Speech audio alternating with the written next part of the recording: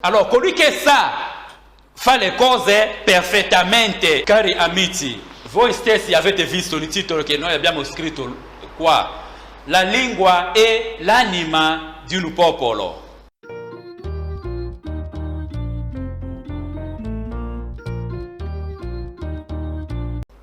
Allora, quando si parla della lingua che noi parliamo, che giustifica veramente l'anima di un popolo, le caratteristiche di un popolo, come un popolo deve essere. Perché ci sono le parole che noi pronunciamo, spesso io dico sempre che no, dobbiamo sapere i nomi, perché ogni nome ha il suo significato.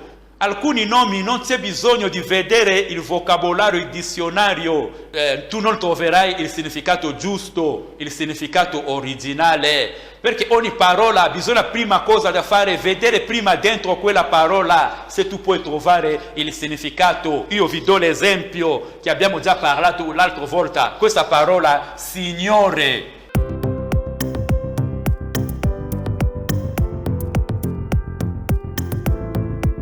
Allora, che cosa significa la parola Signore? Abbiamo visto, la parola Signore ha il suo significato. La parola Signore significa colui che fa perfettamente il regno.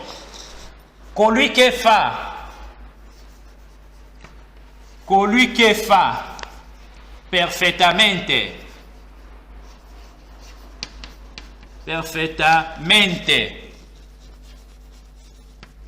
il regno.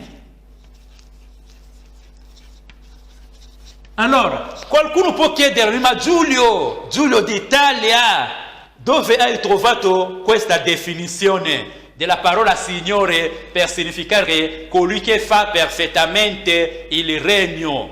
Io ho trovato questa definizione soltanto dentro questa parola Signore, perché ora analizziamo questa parola per trovare questa definizione. Abbiamo qua sì, analizziamo questa parola. Abbiamo sì. Allora, la parola sì significa anche è uguale a sa. Allora, sa qua che cosa significa? Sa significa sapere, perché il verbo sapere, quando si coniuga alla terza persona di singolare, si dice lui sa. Per dire che sa significa sapere. Allora, colui che sa fa le cose perfettamente, e di là viene questa parola perfettamente, perché qua sa è uguale a sapere. Sapere, colui che ha il sapere fa le cose perfettamente. E poi abbiamo la parola ancora gnore. Andiamo, gnore. Allora, questa parola gnore qua, per capire questa parola, cari amici, aprite bene gli occhi. Qua usiamo il principio dello specchio. Il principio dello specchio. Allora, in questo principio dello specchio, che cosa significa? Significa che i primi saranno gli ultimi e gli ultimi saranno i primi. Facciamo così, abbiamo qua gnore, abbiamo due vocali. Abbiamo così, gno e poi abbiamo re. Allora, in questo vocale qua, che cosa noi facciamo? I primi saranno qua, abbiamo qua i primi, qua il secondo. Allora, i primi saranno gli ultimi. Qua significa che due mettiamo qua la parola re. E gno mettiamo qua. Per dire che la parola gnore significa il regno. Cari amici, la parola gnore significa il regno, per dire che Signore significa sì, uguale sa, viene da sapere, colui che sa le cose fa le cose perfettamente, e poi gnore significa il regno. Abbiamo visto regno. Andiamo ancora, qualcuno dirà no, che cosa è il regno? Il regno che cosa è? Noi qua parliamo le cose spiritualmente, perché il regno che stiamo parlando qua, secondo noi il regno non è come il regno d'Inghilterra. La parola regno che cosa significa? Abbiamo qua regno. La parola regno significa, la parola re significa la vita.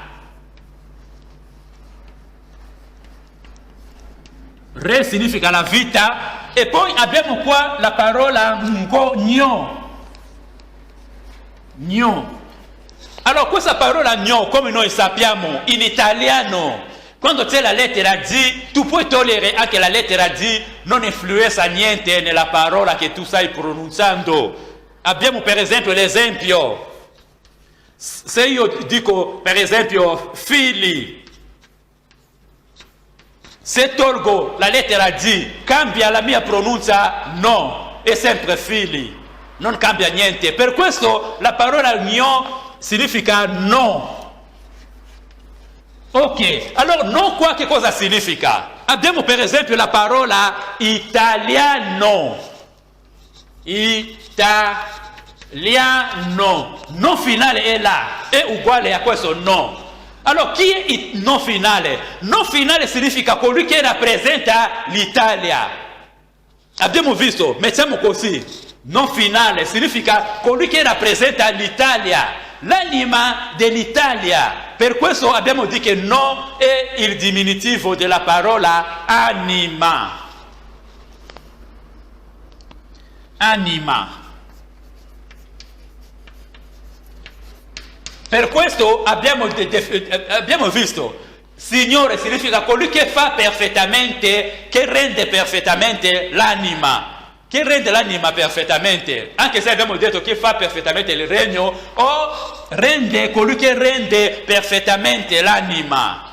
Abbiamo visto una semplice parola, Signore, abbiamo visto il segreto che è dentro. Noi qua non abbiamo usato il dizionario, no. Sempre dentro questa parola, Signore, abbiamo sviluppato per trovare la definizione. Abbiamo qua due definizioni. Colui che fa perfettamente il regno, colui che fa perfettamente l'anima, che rende perfettamente l'anima. Fare e poi rende perfettamente l'anima. E questa è la parola Signore, cari amici. Amici di Giulio, questo è il tempo di colonna, il tempo della conoscenza. Bisogna seminare la conoscenza. Cari amici, arrivederci.